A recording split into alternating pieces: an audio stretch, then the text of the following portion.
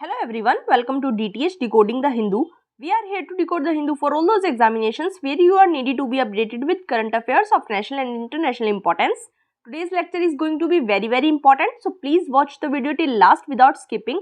And if you think that my efforts are worth appreciating, then please do like the video, subscribe my channel and share the video with your friends as well. So let's get started. आज है 4 अक्टूबर. सबसे पहले एक previous year question देखेंगे. Question क्या है? In India which one of the following is responsible for maintaining price stability by controlling inflation? A. Department of consumers affair, B. Expenditure management commission, C. Financial stability and development council, D. Reserve bank of India. इस question का answer आपको comment box में जरूर लिखना है. Video के last में हम इसका आंसर डिस्कस करेंगे. अब एक क्योट देख लेते हैं. On matters of style swim with the current, on matters of principle stand like a rock. किसकी क्योट है ये? थॉमस जेफरसन की. ये क्योट आपको एसए में, एथिक्स में कहीं भी हेल्पफुल हो सकती है. आपको नोट डाउन करके रख लेनी है. न्यूज एनालिसिस की तरफ चलते हैं. आज मैं लेक्चर स्टार्ट करने से पहले आपको न्यूज एनालिसिस का पूरा ओवरव्यू दूंगी कि हम कौन कौन से टॉपिक्स आज कवर करने वाले हैं, जिससे आपको पता चल जाएगा कि आज का लेक्चर कितना इंपॉर्टेंट होने वाला है और आपको बिना स्किप करते हुए वीडियो को पूरा देखना है. फर्स्ट न्यूज हम कवर करेंगे. स्वीडन के साइंटिस्ट हैं स्वांटे पाबू. इनको नोबेल प्राइज मिला है मेडिसिन वाली फील्ड में. इनके ह्यूमन इवोल्यूशन पे इन्होंने जो काम किया है उसके लिए. इसमें हम इनकी डिस्कवरी के बारे में पढ़ेंगे, प्लस नोबेल प्राइज की थोड़ी सी हिस्ट्री के बारे में पढ़ेंगे. नेक्स्ट न्यूज हमारे पास क्या है? सेंट्रल गवर्नमेंट ने टीवी चैनल्स और न्यूज वेबसाइट्स वालों को ये एडवाइस किया है कि वो ऑनलाइन बेटिंग और गैम्बलिंग के जो भी एड्स हैं उनको रिमूव कर दे. तो इसके पूरे बैकग्राउंड के बारे में पढ़ेंगे, देखेंगे क्या इशू है, कि कौन कौन सी गाइडलाइंस के अंडर सेंटर ने ऐसा कहा है. कंज्यूमर प्रोटेक्शन एक्ट के अंडर यहाँ ये गाइडलाइन है जो इम्पोर्टेंट है हमारे लिए. इसका पूरा ब्रीफ पढ़ेंगे हम. उसके बाद हम देखेंगे एफस्पा के बारे में और नागा पीस पैक्ट के बारे में. नागा इशू को पूरा हम डिटेल में समझेंगे.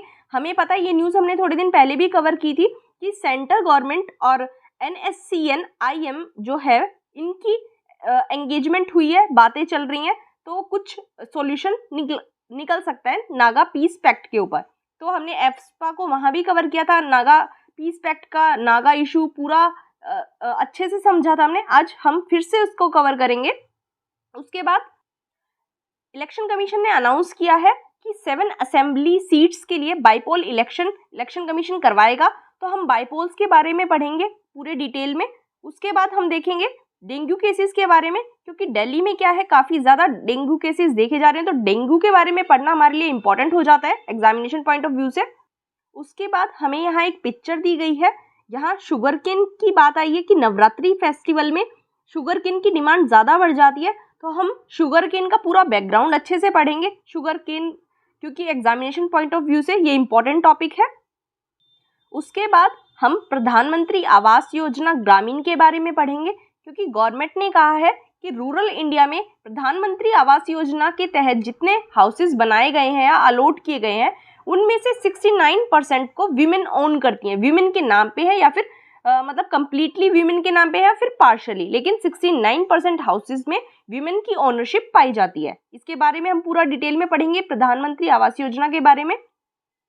और इसी आर्टिकल में हमारे पास प्रधानमंत्री उज्ज्वला योजना की भी बात आई है. देखेंगे पूरा इशू और प्रधानमंत्री उज्ज्वला योजना को भी यहाँ हम कवर करेंगे. नेक्स्ट आर्टिकल हमारे पास मनरेगा से रिलेटेड है कि डेजर्टिफिकेशन के असर को खत्म करने के लिए, उसके असर को रिवर्स करने के लिए जो स्टेट्स की लैंड है वहाँ मनरेगा की हेल्प से उस काम को फंड किया जाएगा. तो मनरेगा के बारे में पढ़ेंगे, डेजर्टिफिकेशन की इशू के बारे में पढ़ेंगे हम पूरा डिटेल में. यहाँ बात आई है प्रधानमंत्री की कृषि सिंचाई योजना की, इसके बारे में भी हम अच्छे से पढ़ेंगे.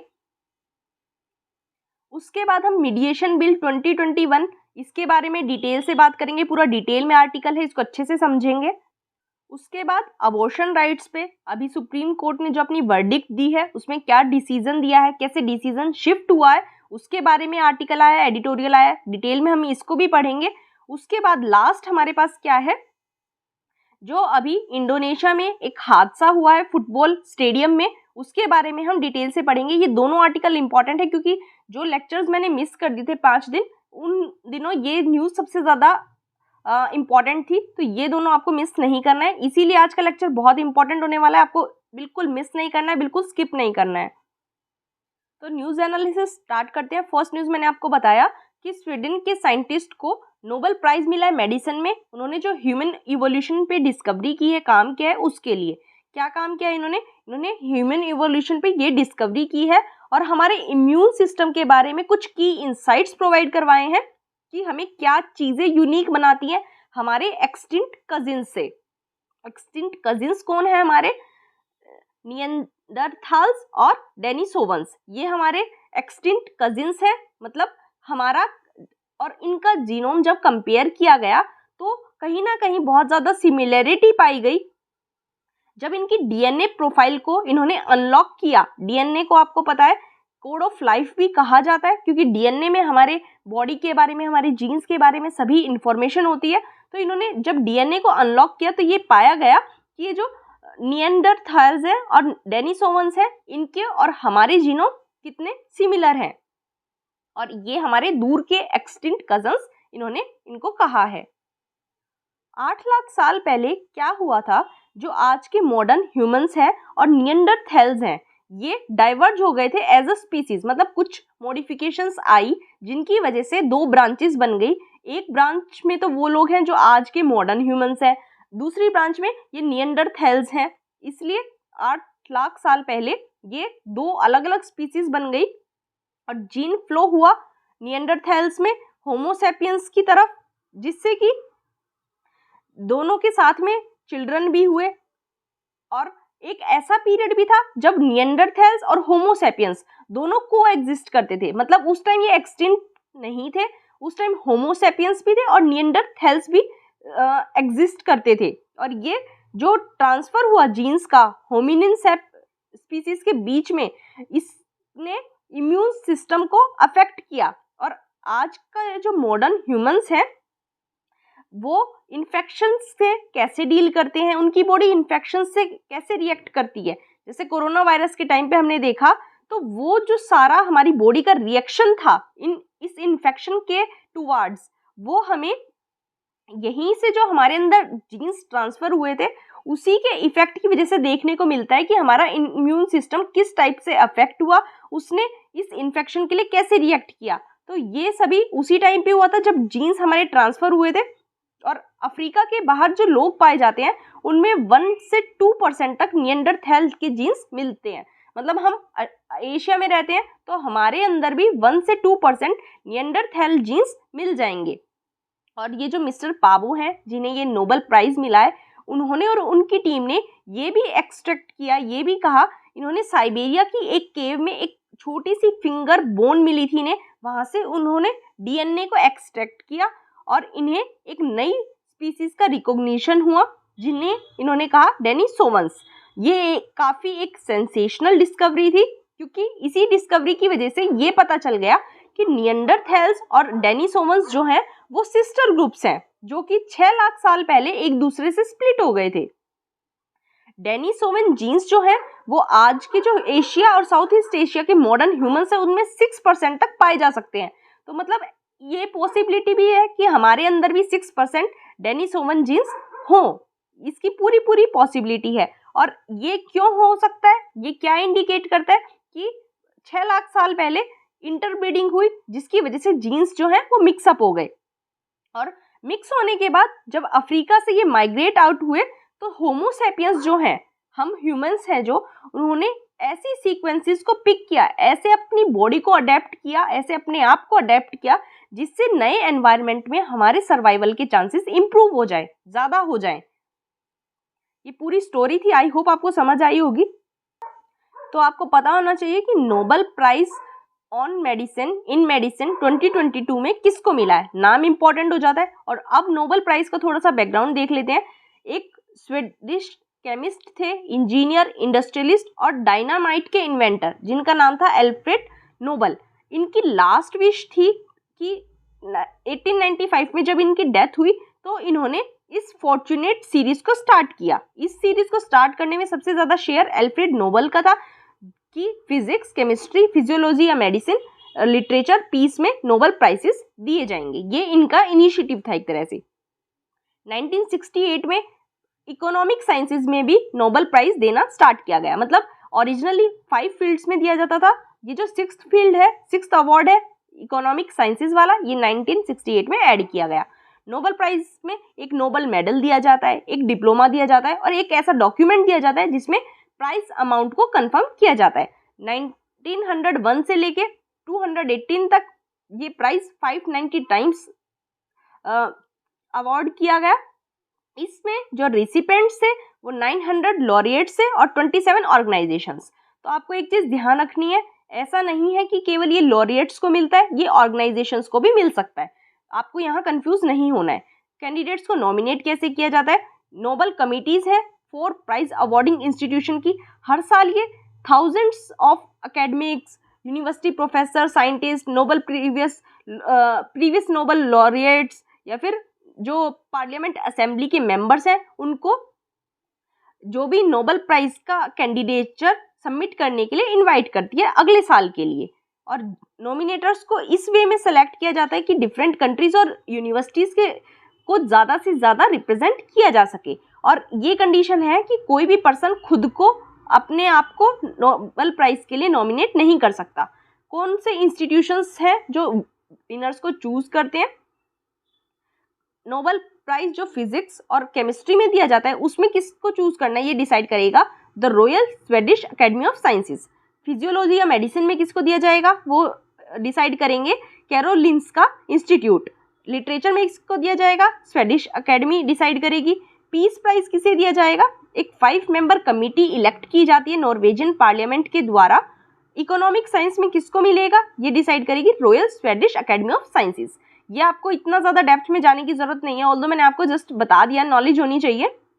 अब ये देख लेते हैं कि आज की डेट तक कितने इंडियंस को या फिर ऐसे पर्सन्स जो इंडियन ओरिजिन के हैं उनको नोबेल प्राइज़ मिल चुका है।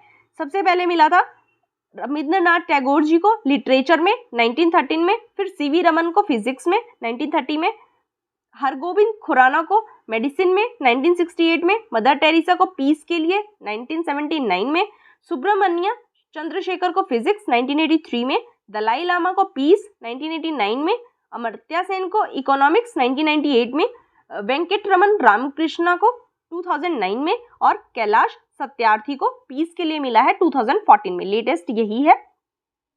ये थोड़ा सा इंडियन ओरिजिन या फिर इंडियंस के बारे में आपको पता होना चाहिए, किस किस को आज तक मिल चुका है, किस किस फील्ड में मिल चुका है। ये पूरा बैकग्राउंड मैंने आपको बता दिया। आई होप आपको समझ आया होगा। नेक्स्ट आर्टिकल हमारे पास है, सेंटर ने टीवी चैनल्स और न्यूज़ वेबसाइट्स वालों को कहा है कि ऑनलाइन बेटिंग के एड्स को वो रिमूव कर दे। किस किस को एडवाइस किया है? न्यूज़ वेबसाइट्स को, ओटीटी प्लेटफॉर्म्स और प्राइवेट टीवी चैनल्स वालों को कि वो कोई भी ऐसा कंटेंट ना ही पब्लिश करें ना ही ब्रॉडकास्ट करें जो कि ऑनलाइन बेटिंग प्लेटफॉर्म से रिलेटेड हो या फिर कोई ऐसा प्रोडक्ट डिपिक्ट करते हो जो कि सरोगेट प्रोडक्ट हो, मतलब इनडायरेक्टली वो बेटिंग को प्रमोट करता हो। और ऐसा करना पिनाल एक्शन को इनवाइट कर सकता है। अगर इन कंडीशंस का, इन गाइडलाइंस का कोई वायलेशन करेगा तो पिनाल एक्शन उस पर लिया जा सकता है। कुछ ऑनलाइन ऑफशोर बेटिंग प्लेटफॉर्म्स ऐसे हैं जिन्होंने हमारी न्यूज़ वेबसाइट्स के जरिए इंडिया में हमारे टीवी चैनल्स पे सरोगेट प्रोडक्ट्स को एडवर्टाइज करना स्टार्ट कर दिया है। सरोगेट प्रोडक्ट्स का क्या मतलब है कि इनडायरेक्टली वो बेटिंग को प्रमोट कर रहे हैं। मतलब नाम होगा गेम का कि आप गेम खेलिए आपको पैसे मिलेंगे, तो एक तरह से वो सामने हमें दिख रहा है कि गेम है, लेकिन वो इनडायरेक्टली प्रमोट कर रहे हैं बेटिंग को या फिर गैम्बलिंग को, तो इन्हें सरोगेट प्रोडक्ट्स कहा जाएगा। इंडिया में हमें पता है काफ़ी ज़्यादा पार्ट्स में बेटिंग और गैम्बलिंग जो है वो इलीगल है। पूरे इंडिया में इलीगल नहीं है, इंडिया के मोस्ट ऑफ द पार्ट्स में इलीगल है। और कई न्यूज़ वेबसाइट्स ऐसी होती हैं जिनके लोगोस बेटिंग प्लेटफॉर्म के जैसे होते हैं, और ऐसे कंसर्न बेटिंग प्लेटफॉर्म्स और उनकी कोरस्पॉन्डिंग न्यूज़ वेबसाइट्स को भी जो इंडियन लॉज के अंदर किसी भी लीगल अथॉरिटी के अंदर रजिस्टर नहीं है उनको पब्लिश या फिर ब्रॉडकास्ट करने से मिनिस्ट्री ने मना कर दिया है। ऐसी जो भी कंपनीज हैं जो अपने आप को प्रोफेशनल स्पोर्ट ब्लॉग्स या फिर स्पोर्ट न्यूज़ साइट्स पे मतलब शो करती हैं, उनको भी सबसे पहले इंडियन लॉज के अंडर रजिस्टर होना होगा, उसके बाद ही उनके एडवर्टाइजमेंट टीवी पर आ पाएंगे या फिर ओटीटी प्लेटफॉर्म्स पर आ पाएंगे। और सेंटर ने एक इंडिकेटिव लिस्ट भी दी है ऑनलाइन बेटिंग प्लेटफॉर्म्स की, जो हमारे न्यूज़ मीडिया को हमारे ब्रॉडकास्टिंग मीडिया को सरोगेट एडवर्टाइजिंग के थ्रू यूज़ कर रहे हैं। और ऐसा गवर्नमेंट ने किस गाइडलाइन के अंडर कहा है? कंज्यूमर प्रोटेक्शन एक्ट के under guidelines for prevention of misleading advertisement and endorsement for misleading advertisement 2022, ये 2022 में ही गाइडलाइंस आई है कंज्यूमर प्रोटेक्शन एक्ट के अंडर। इन्हीं के अंडर गवर्नमेंट ने कहा है कि ये सब बंद हो जाना चाहिए, क्योंकि सरोगेट प्रमोशंस जो हैं वो हमारे लॉज के साथ कहीं भी कंफर्म नहीं करते हैं।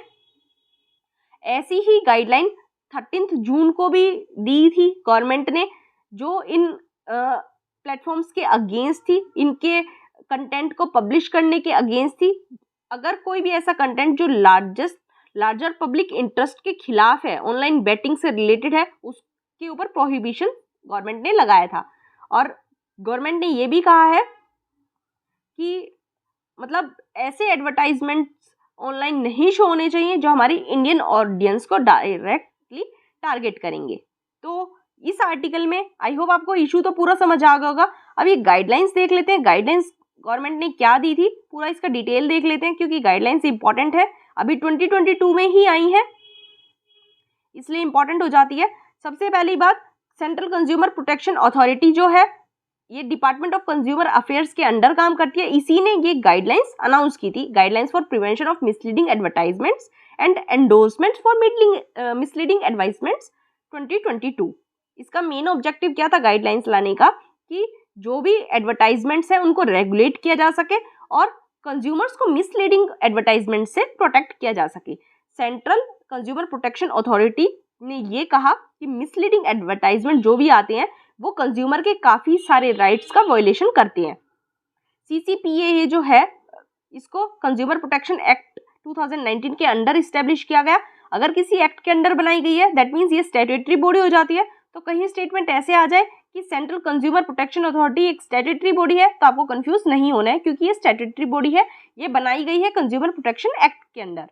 मिसलीडिंग एडवर्टाइजमेंट को हमारे कंज्यूमर प्रोटेक्शन एक्ट 2019 में ऑलरेडी डिफाइन किया गया है। तो ये भी स्टेटमेंट आ सकती है कि मिसलीडिंग एडवर्टाइजमेंट्स को डिफाइन किया गया है इस एक्ट में, यहाँ भी आपको कंफ्यूज नहीं होना है। करंट गाइडलाइंस बेट एडवर्टाइजमेंट और सरोगेट एडवर्टाइजमेंट को भी डिफाइन करती हैं और ये भी बताती हैं कि फ्री क्लेम एडवर्टाइजमेंट की डेफिनेशन क्या होगी। मतलब अच्छे से डिटेल में इन गाइडलाइंस में सभी चीज़ों की डेफिनेशन दी गई है। इन गाइडलाइंस को फॉर्म भी यही ध्यान में रख के किया गया था कि जो भी चिल्ड्रन के माइंड है उनके ऊपर कोई मतलब असर ना आए, चिल्ड्रन सेंसिटिव कंटेंट केवल टीवी पे आए, और इसी हिसाब से एडवर्टाइजमेंट्स की वल्नरेबिलिटी रखी जाएगी। की पॉइंट्स क्या हैं गाइडलाइंस के? ये ऐसे एडवर्टाइजमेंट को प्रोहिबिट करता है जो किसी प्रोडक्ट या सर्विसेज के फीचर्स को काफ़ी ज़्यादा मैग्नीफाई करके बताता है और इस वे में बताता है कि अनरियलिस्टिक लगता है वो।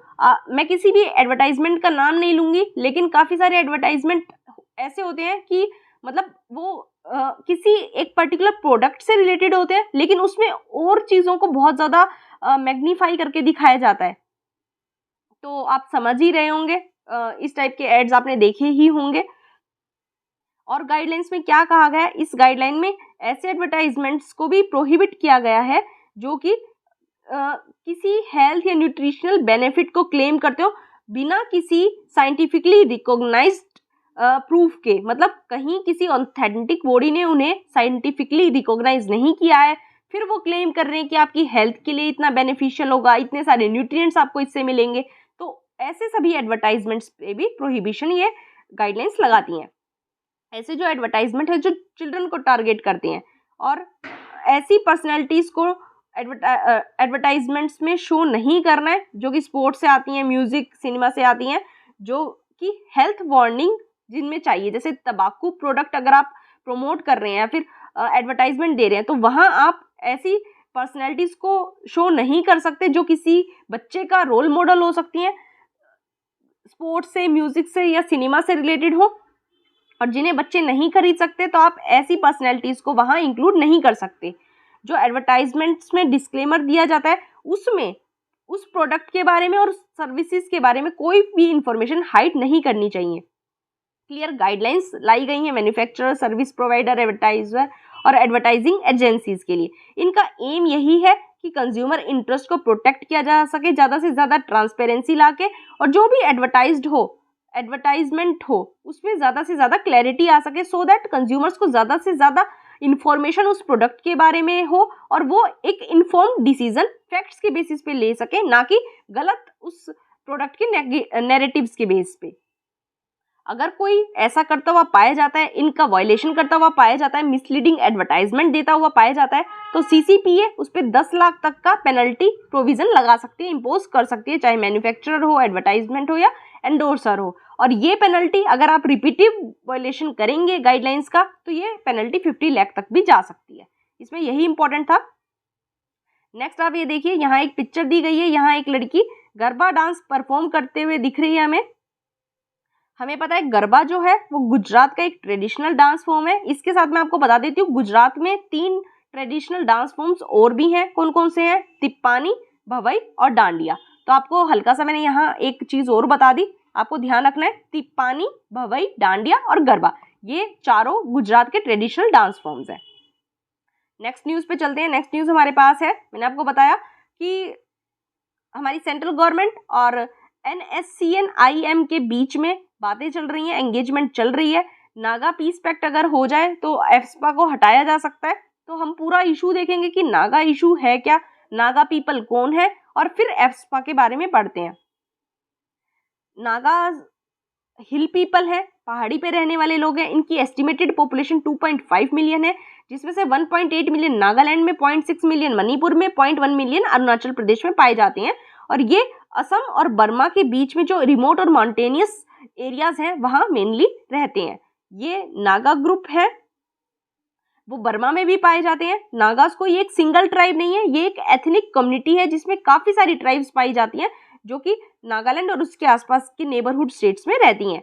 नागास जो है वो इंडो मंगोलॉइड फैमिली से बिलोंग करते हैं।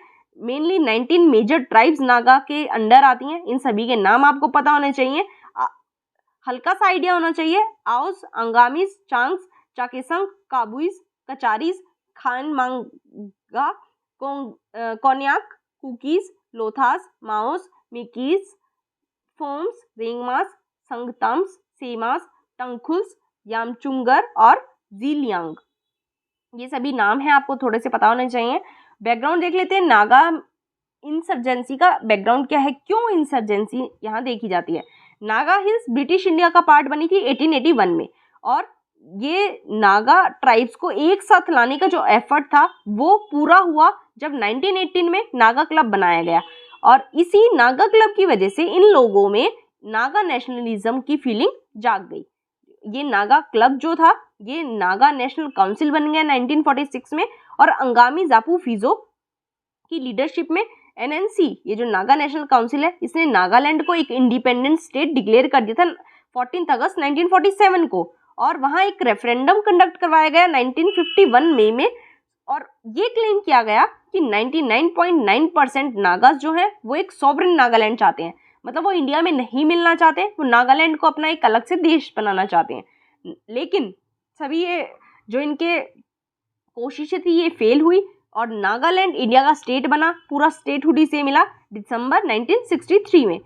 नागालैंड को बनाया गया असम के नागा हिल डिस्ट्रिक्ट को हटा के, और नीफा जो अब अरुणाचल प्रदेश है उसके कुछ एरियाज को जोड़ के नागालैंड नई स्टेट बना दी गई।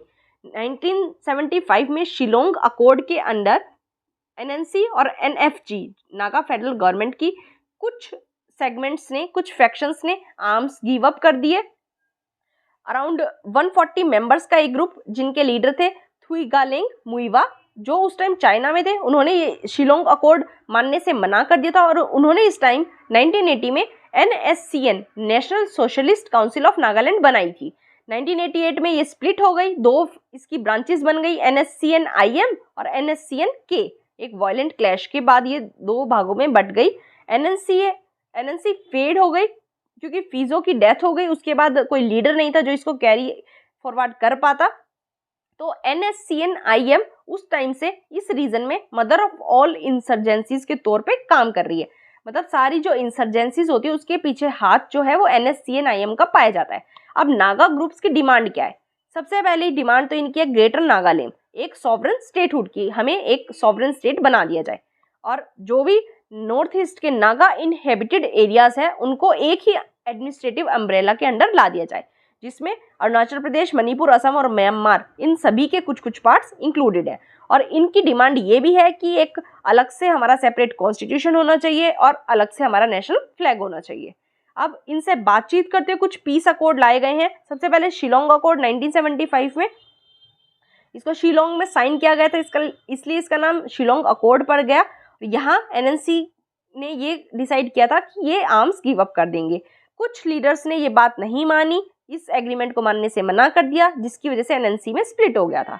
1997 में एक सीज फायर एग्रीमेंट किया गया NSCN-IM के साथ हमारी सेंट्रल गवर्नमेंट ने किया, जिससे कि ये लोग इंडियन आर्म फोर्सेस पे अटैक्स नहीं करेंगे। बदले में गवर्नमेंट ने ये आश्वासन दिया कि जो गवर्नमेंट काउंटर इंसर्जेंसी ऑपरेशंस करती है वो भी गवर्नमेंट बंद कर देगी। फिर 2015 में एक फ्रेमवर्क एग्रीमेंट लाया गया। इस एग्रीमेंट में गवर्नमेंट ऑफ इंडिया ने इनकी यूनिक हिस्ट्री, कल्चर, पोजीशन सभी चीज़ों को रिकॉग्नाइज कर लिया, इनके सेंटीमेंट्स और इनके एस्पिरेशंस को समझने की बात कही। और अभी स्टेट गवर्नमेंट ने ये डिसाइड किया कि एक रजिस्टर बनाया जाएगा नागालैंड के इंडिजिनस इनहेबिटेंट्स के लिए, लेकिन वहीं उन्हीं की कुछ फ्रैक्शंस की वजह से, उनके प्रेशर की वजह से ये डिसीजन अभी होल्ड पे है। ये पूरा इशू था, आई होप आपको समझ में आ गया होगा नागा लोग कौन है, क्यों ये इंसर्जेंसी देखी जा सकती है। अब एफस्पा के बारे में पढ़ लेते हैं। एफस्पा हमारी आर्म फोर्सेस को स्वीपिंग पावर्स देता है, जैसे ओपन फायर वो कर सकते हैं चाहे उससे किसी की डेथ हो जाए, अगर कोई पर्सन लॉ को कॉन्ट्रावीन करते हुए पाया जाता है या फिर आर्म्स और एम्यूनिशन को कैरी करते हुए पाया जाता है उस केस में। और ये पावर भी हमारे आर्म्ड फोर्सेस को दी जाती है कि वो बिना वारंट किसी भी इंडिविजुअल को अरेस्ट कर सकते हैं, केवल सस्पिशन के बेसिस पे, मतलब शक के बेसिस पे भी किसी को अरेस्ट किया जा सकता है और उनके प्रीमाइसिस को सर्च वारंट के बिना सर्च भी किया जा सकता है। ये सेंटर भी इम्पोज कर सकती है या फिर स्टेट के गवर्नर भी इम्पोज कर सकते हैं, पूरी स्टेट में भी इम्पोज किया जा सकता है या स्टेट के कुछ पार्ट्स में भी। और सेक्शन 3 जो है एफस्पा का, उसके अंडर किसी भी एरिया को डिस्टर्ब डिक्लेयर कर दिया जाता है। इस एक्ट को 1972 में अमेंड किया गया और जो ये डिस्टर्ब डिक्लेयर करने की पावर थी वो सेंट्रल गवर्नमेंट को भी दे दी गई स्टेट्स के साथ साथ। पहले केवल स्टेट्स के पास थी, 1972 में अमेंडमेंट से ये पावर सेंट्रल गवर्नमेंट के पास भी आ गई। करंटली यूनियन होम मिनिस्ट्री जो है वो केवल नागालैंड और अरुणाचल प्रदेश में एफस्पा को मतलब एफस्पा की पावर को यूज करते हुए किसी भी एरिया को डिस्टर्ब एरिया नोटिफाई करती है। मणिपुर और असम में ये काम स्टेट गवर्नमेंट ही करती है। त्रिपुरा में 2015 में ये एक्ट रिवोक कर दिया गया और मेघालय में भी 27 सालों के बाद एफस्पा को हटा दिया गया और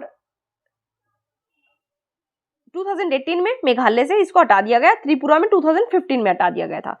अभी भी ये बात कही जा रही है कि जब NSCN-IM से बातचीत हो जाएगी हमारी सेंट्रल गवर्नमेंट की, एक नागा पीस पैक्ट साइन हो जाएगा, तो उसके बाद ये 4 स्टेट्स जो हैं इनमें से भी एफस्पा को हटाया जा सकता है।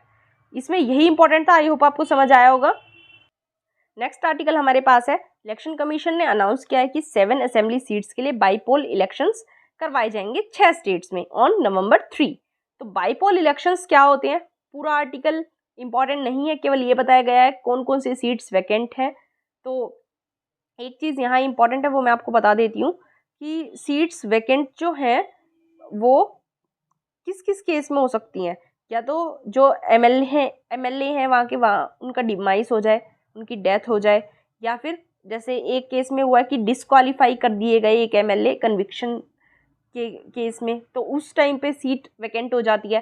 तो बाईपोल इलेक्शन करवाए जाते हैं। बाईपोल इलेक्शन क्या है, इन्हें बाई इलेक्शंस कहा जाता है। ये ऐसे इलेक्शंस होते हैं जिन्हें जो पहले से प्रीवियसली इलेक्टेड ऑफिसेज हैं उनकी सीट्स को फिल करने के लिए कंडक्ट करवाया जाता है, जो कि किसी भी कारणवश वैकेंट हो गई है अपने टेन्योर को कंप्लीट करने से पहले।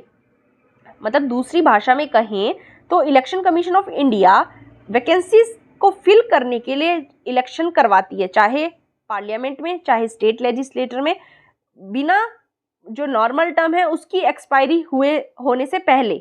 उसी को बाई इलेक्शंस कहा जाता है। मतलब हम नेक्स्ट जनरल इलेक्शन का वेट नहीं करेंगे, अगर कोई कहीं भी स्टेट लेजिस्लेचर या फिर पार्लियामेंट में सीट वैकेंट है तो इलेक्शन कमीशन उसके लिए बीच में ही इलेक्शन करवा देगा, उन्हीं को बाई इलेक्शन कहा जाता है।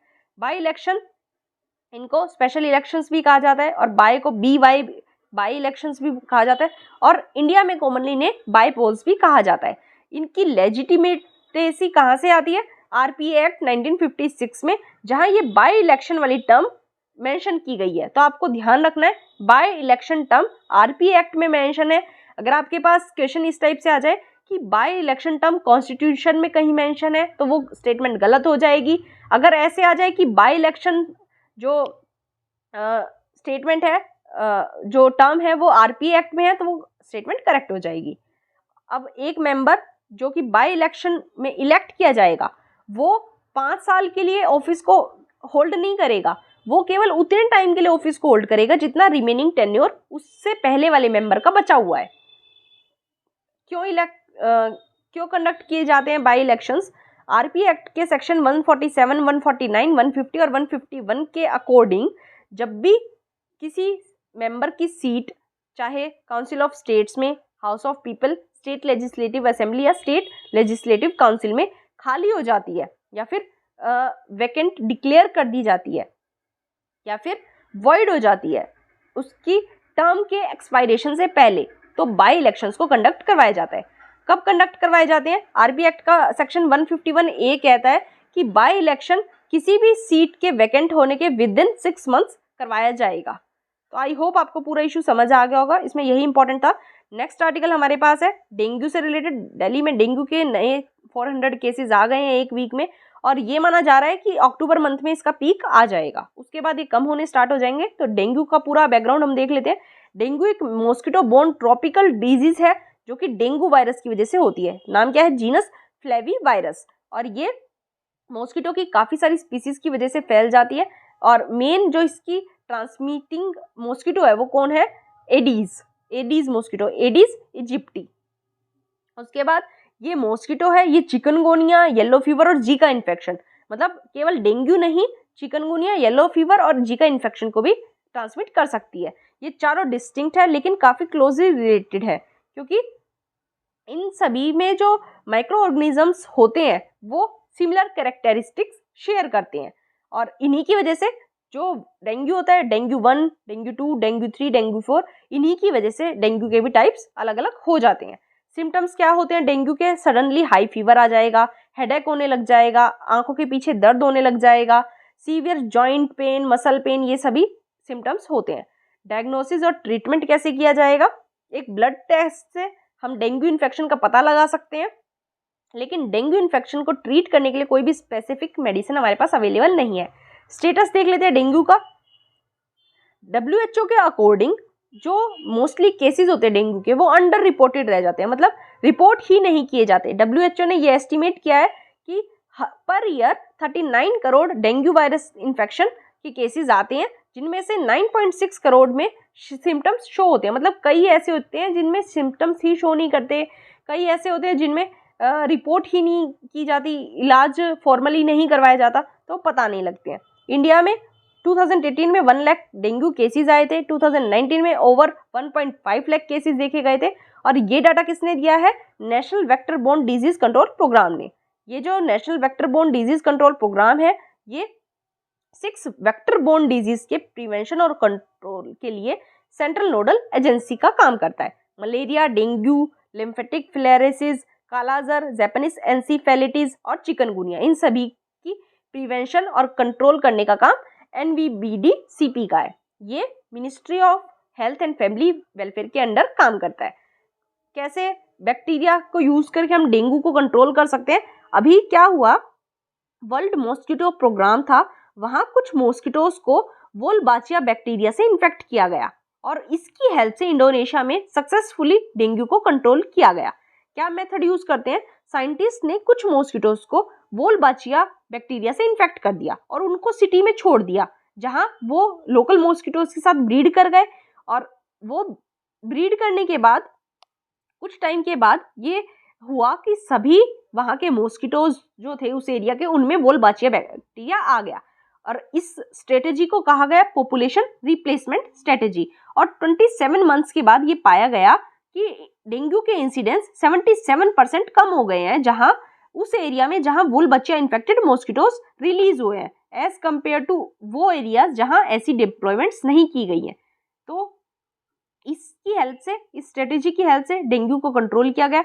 डेंगू की एक वैक्सीन भी आई है, नाम क्या है उसका, CYD-TDV या फिर डेंगवेक्सिया। इसे US food and drug administration ने 2019 में अप्रूव कर दिया था और ये यूएस में फर्स्ट डेंगू वैक्सीन थी जिसको रेगुलेटरी नोड मिल गई थी। डेंगवेक्सिया एक लाइव एटेन्यूएटेड डेंगू वायरस है जिसको 9 से 16 एज के पीपल में एडमिनिस्टर किया गया और यहाँ मतलब जिन्हें इन्फेक्शन था ऑलरेडी, डेंगू इन्फेक्शन, उनमें इसको ट्राई किया गया और ऐसे लोगों पे ट्राई किया गया जो एंडेमिक एरियाज में रहते हैं। तो ये पूरा डेंगू के बारे में था, आई होप आपको समझ आया होगा। नेक्स्ट आर्टिकल हमारे पास रिलेटेड है शुगर केन से।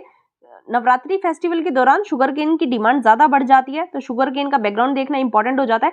शुगर केन को कल्टीवेट कैसे किया जाता है, टेम्परेचर इसको चाहिए 21 डिग्री सेल्सियस से 27 डिग्री सेल्सियस के बीच और क्लाइमेट चाहिए से hot and humid, rainfall around 75 to 100 centimetre sugar cane को चाहिए।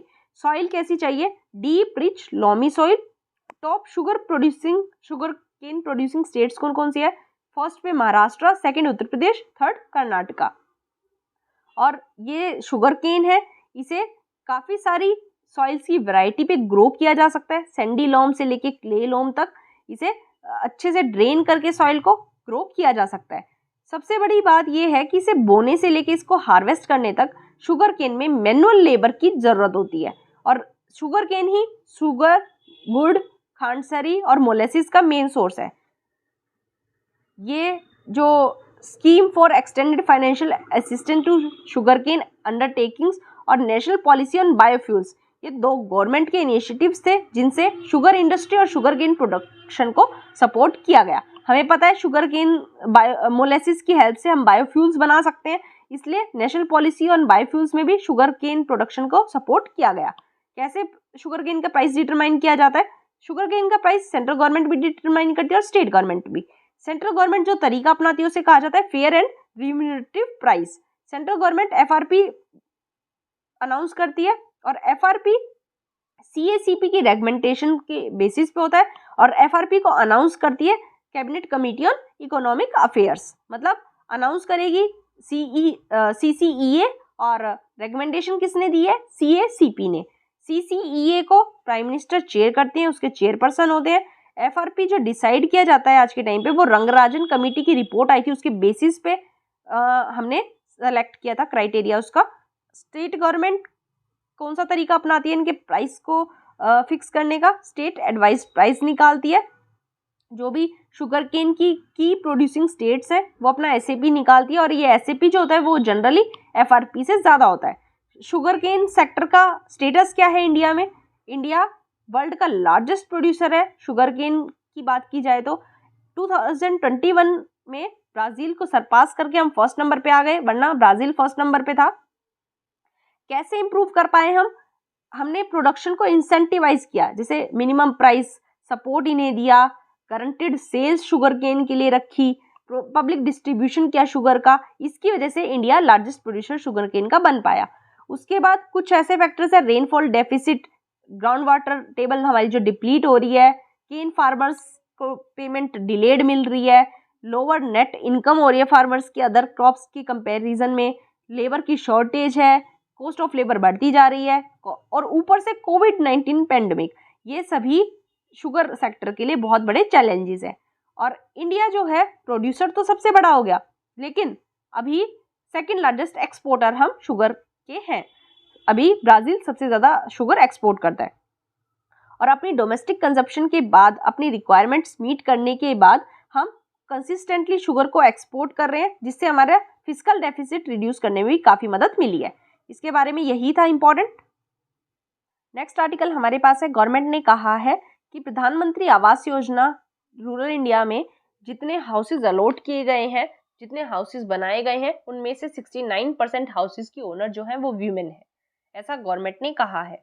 चाहे पार्शली चाहे कंप्लीटली, लेकिन उनकी ओनर वीमेन है। गवर्नमेंट ने ये एक स्कीम चलाई थी नारी शक्ति इनिशिएटिव के अंदर कि वीमेन को भी एक फेयर शेयर मिल पाए। और एक इनिशिएटिव की इस आर्टिकल में और बात की गई है, वो क्या है कि नारी शक्ति इनिशिएटिव के अंडर ही प्रधानमंत्री उज्ज्वला योजना भी एक चलाई गई थी जिससे वीमेन को क्लीन कुकिंग फ्यूल सप्लाई किया जाना था और वीमेन की हेल्थ के लिए काफ़ी इम्पोर्टेंट स्कीम थी। इसके बारे में अभी हम पढ़ेंगे। और सबसे इम्पोर्टेंट चीज़ क्या है कि प्रधानमंत्री उज्ज्वला योजना जो थी उसको इंटरनेशनल एनर्जी एजेंसी ने ग्लोबली रिकॉग्नाइज किया था। बहुत इंपॉर्टेंट है ये कि इसने एनवायरनमेंट को इम्प्रूव करने में और वीमेन की हेल्थ को इम्प्रूव करने में एक बहुत बड़ी अचीवमेंट हासिल की है, इसलिए इसे इंटरनेशनल एनर्जी एजेंसी ने भी रिकॉग्नाइज ग्लोबली किया था। तो ये इंपॉर्टेंट है। अब हम देख लेते हैं प्रधानमंत्री आवास योजना ग्रामीण के बारे में और प्रधानमंत्री उज्ज्वला योजना के बारे में, दोनों इंपॉर्टेंट है। पहले प्रधानमंत्री आवास योजना के बारे में देख लेते हैं। इसका ऑब्जेक्टिव क्या था? सभी को 2022 तक हाउसिंग प्रोवाइड करवाना। ये कोई नई स्कीम नहीं थी, इंदिरा आवास योजना थी, उसी को प्रधानमंत्री आवास योजना ग्रामीण के तौर पे रिस्ट्रक्चर किया गया और ऐसा किया गया 1 अप्रैल 2016 से ये काम में आ गई, इफेक्ट में आ गई। इसमें कौन सी मिनिस्ट्री इन्वॉल्व है? Ministry of rural development. देखो यहाँ मैं प्रधानमंत्री आवास योजना अर्बन को कवर नहीं करने वाली हूँ, लेक्चर बहुत लंबा हो जाएगा, तो एक चीज यहाँ बता देती हूँ, प्रधानमंत्री आवास योजना ग्रामीण जो वाली है उसमें मिनिस्ट्री ऑफ रूरल डेवलपमेंट है, लेकिन जो अर्बन वाली है उसमें ministry of housing and urban affairs. तो यहाँ आपको कंफ्यूज नहीं होना है। एम क्या था इसको लाने का कि मार्च 2022 के एंड तक जो ऐसे लोग हैं जो होमलेस है या फिर कच्चे हाउसेज में रहते हैं, उन सभी रूरल फैमिलीज को बेसिक एमिनिटीज के साथ एक पक्का हाउस प्रोवाइड करवाना।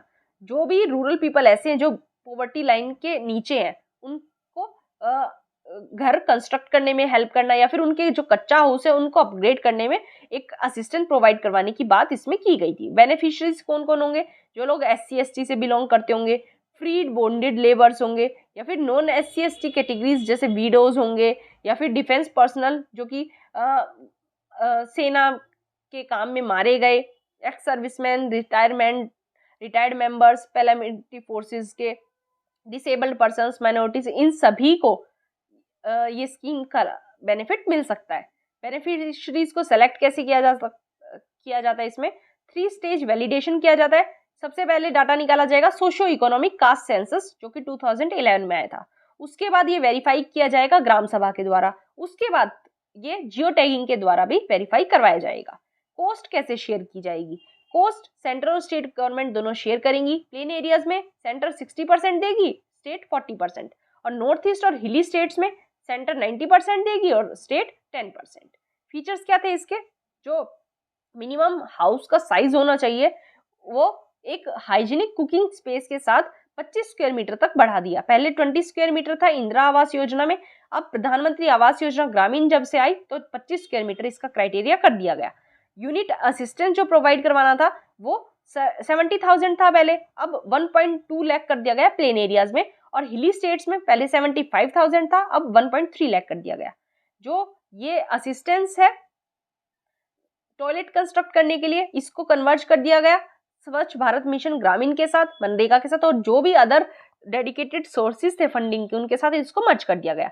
और इसी के साथ बाकी जो गवर्नमेंट के प्रोग्राम्स थे जैसे पाइप्ड ड्रिंकिंग वाटर प्रोवाइड करवाना, इलेक्ट्रिसिटी कनेक्शन प्रोवाइड करवाना, LPG गैस कनेक्शन जैसे प्रधानमंत्री उज्ज्वला योजना, इन सभी प्रोग्राम्स को एक साथ कन्वर्ज करने का अटेम्प्ट भी किया गया। क्या परफॉर्मेंस रही स्कीम की? केवल 55% हम टारगेट कंप्लीट कर पाए। जो 2.28 करोड़ हाउसेज बिल्ट हुए रूरल पुअर के लिए, उनमें से 1.27 करोड़ से भी कम जनवरी 2021 तक बन पाए थे। ऐसा 2021 तक का डाटा है ये। और मनी 85% बेनिफिशरीज को सैंक्शन कर दिया गया। इस स्कीम की वजह से हुआ ये कि एम्प्लॉयमेंट जनरेशन में काफ़ी मदद मिली। काफ़ी सारी स्टेट्स माइग्रेंट लेबरर्स को लॉकडाउन के टाइम पे एम्प्लॉयमेंट प्रोवाइड करवा पाई इसकी हेल्प से। इसमें ये इंपॉर्टेंट था। और अब हम देख लेते हैं प्रधानमंत्री उज्ज्वला योजना के बारे में। क्या है प्रधानमंत्री उज्ज्वला योजना? ये 2016 मई में लॉन्च की गई थी सो दैट जो पुअर हाउस होल्ड्स हैं उनको LPG कनेक्शंस प्रोवाइड करवाए जा सके। 2 फेजेस थे इसके, प्रधानमंत्री उज्ज्वला योजना 1 और प्रधानमंत्री उज्ज्वला योजना 2। प्रधानमंत्री उज्ज्वला योजना 2 का एम क्या था कि माइग्रेंट्स को मैक्सिमम से मैक्सिमम बेनिफिट प्रोवाइड करवाया जाए जो अदर स्टेट्स में रहते हैं और जिनके लिए अपने एड्रेस का प्रूफ सबमिट करना मुश्किल हो जाता है। अब केवल उन्हें एक सेल्फ डिक्लेरेशन देना होगा इस बेनिफिट को अवेल करने के लिए। ऑब्जेक्टिव क्या थे इनके? वीमेन को एम्पावर करना और उनकी हेल्थ को प्रोटेक्ट करना, और जो अनक्लीन कुकिंग फ्यूल से जो डेथ होती है इंडिया में उनको रिड्यूस करना, जो यंग चिल्ड्रन है उनको अनक्लीन कुकिंग फ्यूल की वजह से जो रेस्पिरेटरी इलनेस हो जाती है इंडोर एयर पोल्यूशन की वजह से, फॉसिल फ्यूल जलाना पड़ता है जिसकी वजह से पोल्यूशन होता है इंडोर एयर पोल्यूशन, और एक्यूट रेस्पिरेटरी इलनेस बच्चों में और वीमेन में पाई जाती है, उसमें काफ़ी ज़्यादा गिरावट इस स्कीम के आने के बाद आई। फीचर्स क्या थे इस स्कीम के? ये स्कीम 1600 रुपीज़ का फाइनेंशियल सपोर्ट प्रोवाइड करवा रही थी हर बीपीएल हाउस होल्ड को, सो दैट वो एलपीजी कनेक्शन ले सके, और डिपॉजिट फ्री एलपीजी कनेक्शन इनको प्रोवाइड करवाया जाएगा उज्ज्वला 2.0 के तहत, और उसमें फर्स्ट रिफिल और एक hot plate free of cost beneficiaries को दी जाएगी। टारगेट क्या था? उज्ज्वला 1.0 का टारगेट था 50 मिलियन वीमेंस जो कि बिलो पॉवर्टी लाइन में आती है उनको मार्च 2020 तक एलपीजी कनेक्शंस प्रोवाइड करवाना। अगस्त 2018 में काफ़ी अदर कैटेगरीज की वीमेन को भी इस स्कीम में इंक्लूड कर दिया। कौन कौन सी वीमेंस को? जो SC/ST कैटेगरी की हैं, जो प्रधानमंत्री आवास योजना के अंडर हैं, जो अंत्योदय अन्न योजना की बेनिफिशरीज हैं, जो फॉरेस्ट ड्वेलर्स हैं, जो मोस्ट बैकवर्ड क्लासेस से बिलोंग करती है, टी गार्डन्स और आइलैंड्स में रहने वाली, इन सभी वीमेन को भी इसमें इंक्लूड कर दिया गया। अब उज्ज्वला 2.0 की बात करें तो एडिशनल 10 मिलियन एलपीजी कनेक्शन को प्रोवाइड करवाने की बात की गई, और गवर्नमेंट ने ये टारगेट फिक्स किया है कि 50 डिस्ट्रिक्ट्स में 21 लाख होम को पाइप्ड गैस प्रोवाइड करवाई जाएगी। नोडल मिनिस्ट्री कौन सी है? इंपॉर्टेंट है, आपको ध्यान रखना है। उज्ज्वला योजना में मिनिस्ट्री जो इन्वॉल्व है वो है ministry of petroleum and natural gas. Achievement देखें तो फर्स्ट फेज जो था इस स्कीम का, उसमें 8 करोड़ पुअर फैमिलीज जो कि दलित और ट्राइबल कम्युनिटीज की फैमिलीज थी उनको free cooking gas connection provide करवाए गए। एलपीजी इंफ्रास्ट्रक्चर हमारी कंट्री में काफ़ी ज़्यादा बढ़ गया। पिछले 6 सालों में 11,000 से भी ज़्यादा एलपीजी डिस्ट्रीब्यूशन सेंटर्स हमारी कंट्री में खुल चुके हैं, लेकिन इसके साथ ही काफ़ी सारे चैलेंजेस इसमें देखे जाते हैं। सबसे पहले चैलेंज क्या है? लो कंजप्शन ऑफ रिफिल्स। रिफिल काफ़ी कम हो रहा है। एक बार तो गवर्नमेंट ने फ्री में प्रोवाइड करवा दिया, लेकिन उसके बाद जो लोग हैं वो सिलेंडर्स रिफिल नहीं करवा रहे हैं, एलपीजी रिफिल नहीं करवा रहे हैं, और जो annual average refill consumption rate है वो जस्ट 3.21 है। तो आप देख सकते हैं कितना कम रिफिल कंजप्शन रेट है। और सिस्टम की एनोमलीज भी एक बहुत बड़ा चैलेंज है, क्योंकि अनइंटेंडेड बेनिफिशरीज को कनेक्शन प्रोवाइड करवाना, और जो सॉफ्टवेयर है ये ऑयल मार्केटिंग कंपनीज का, उसके साथ भी काफ़ी प्रॉब्लम्स देखी जाती हैं, जिनकी वजह से इंटेंडेड बेनिफिशरीज को आइडेंटिफाई करना मुश्किल हो जाता है, और डीडुप्लीकेशन प्रोसेस में भी दिक्कत आती है, मतलब डुप्लीकेसी ज़्यादा हो जाती है, और जो इंटेंडेड बेनिफिशरीज है उन तक बेनिफिट नहीं पहुंच पाता है। ये सभी पूरा इशू था। नेक्स्ट आर्टिकल हमारे पास है, मैंने बताया मनरेगा, और ये जो लैंड का डेजर्टिफिकेशन हो रहा है इसको रोकने के लिए फंड जो है उनको कन्वर्ज कर दिया जाएगा। पूरा इशू क्या है समझ लेते हैं। क्योंकि हमारे पास जो डिग्रेडेड लैंड है इसको रिस्टोर करने के लिए काफ़ी लिमिटेड फंड्स हैं, और डेजर्टिफिकेशन को रिवर्स हमें करना पड़ेगा लैंड को प्रोटेक्ट करने के लिए। तो उसके लिए गवर्नमेंट ये प्लान कर रही है कि मनरेगा स्कीम को प्रधानमंत्री कृषि सिंचाई योजना के साथ कन्वर्ज कर दिया जाए। क्योंकि आज के टाइम पे हालत ऐसी है कि इंडिया में 30% से भी ज़्यादा, एटलीस्ट 30% जो टोटल जियोग्राफिकल एरिया है उसको डिग्रेडेड लैंड की कैटेगरी में रखा जाता है। झारखंड, राजस्थान, दिल्ली, गुजरात और गोवा ऐसी जगह हैं, ऐसी स्टेट्स हैं जहाँ 50% से भी ज़्यादा एरिया डेजर्टिफिकेशन हो रहा है जहाँ, और कुछ ऐसी स्टेट हैं जहाँ 10% से भी कम लैंड डिग्रेडेशन देखा जा सकता है। कौन कौन सी हैं? केरला, आसाम, मिजोरम, हरियाणा, बिहार, उत्तर प्रदेश, पंजाब, अरुणाचल प्रदेश। देखो एक चीज़ इंपॉर्टेंट है, मैं आपको यहाँ बता देती हूँ, ध्यान देना। हरियाणा, उत्तर प्रदेश और पंजाब ये एग्रीकल्चरल स्टेट्स हैं, सबसे ज़्यादा एग्रीकल्चर यहाँ प्रोमिनेंट है। तो आपको इस चीज़ से ये आइडिया कभी नहीं लगाना है कि क्योंकि यहाँ एग्रीकल्चर ज़्यादा होता है तो इस वजह से यहाँ डिग्रेडेशन भी ज़्यादा होगा, क्योंकि यहाँ 10% से भी कम लैंड डिग्रेडेशन है। तो आपको ये चीज़ें, ये फैक्ट्स याद रखने हैं। एग्जैक्ट आपको कुछ भी याद नहीं रखना है, लेकिन हर चीज़ का एक ब्रॉड ओवरव्यू आपको एग्जाम के लिए याद रखना है, वो काम आएगा। 2019 में गवर्नमेंट ने अपना जो टारगेट था डिग्रेडेड लैंड को रिस्टोर करने का उसको बढ़ा दिया था। पहले हमारा 21 मिलियन हेक्टेयर लैंड रिस्टोर करने का टारगेट था 2030 तक, अब इसको 26 मिलियन हेक्टेयर गवर्नमेंट ने बढ़ा दिया यूएन की CCD जो हुई थी 2014 वाली COP convention to combat desertification, उसके अंदर। उसके बाद जब कन्वर्ज हो जाएगा मनरेगा और प्रधानमंत्री कृषि सिंचाई योजना, तो ये कहा जा रहा है कि अबाउट 30% ज़्यादा लैंड जो है वो फिजिबल हो जाएगी, इम्प्रूव हो जाएगी, ऐसा माना जा रहा है। तो हम दो चीज़ों के बारे में पढ़ेंगे, मनरेगा और प्रधानमंत्री कृषि सिंचाई योजना। मनरेगा स्कीम के बारे में देख लेते हैं। मनरेगा स्कीम, जिसे पहले national rural employment guarantee act कहा जाता था, 2005 में इसको लाया गया सो दैट एम्प्लॉयमेंट जनरेशन की जा सके और सोशल सिक्योरिटी प्रोवाइड करवाई जा सके। ये स्कीम एक डिमांड ड्राइवन स्कीम है, मतलब डिमांड आप देंगे तभी आपको काम मिलेगा। एम्प्लॉयमेंट स्कीम है और मिनिस्ट्री ऑफ रूरल डेवलपमेंट के अंडर ये लाई गई है।